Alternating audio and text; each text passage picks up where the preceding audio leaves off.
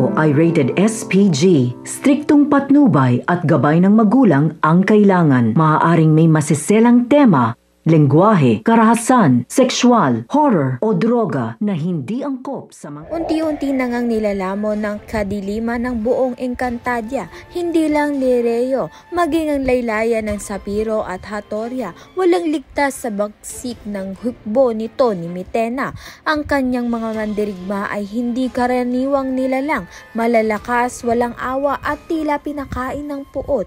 Kahit ang mga walang kamalay-malay tulad ni Imaw at ang matatanda sa mga nayon ay di niya nga pinalagpas. Ang mga dating banal na lugar ginawang tambakan ng takot.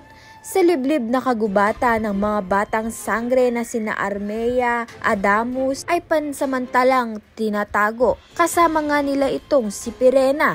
Hindi sila duwag, hindi sila sumusuko. Nagpapalakas nga lang sila dahil alam nilang darating ang araw na sila ang magiging huling pananggan ng Encantadia. Si Terra, habang iniintindi ang bigat ng kanyang kapangyarihan, ay nagsisimula ng makinig sa mga tinig ng lupa at mukha nga siyang handa ng makipagsagupaan dito kay Mitena. Subalit ang brilyante na hawak ng kanyang ina na si Danaya ay nakuha na nga nito ni Mitena.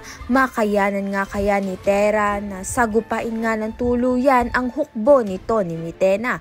Kaya naman nga't yan at iba pa ang dapat nating pakaabangan. Maraming salamat sa iyong panonood.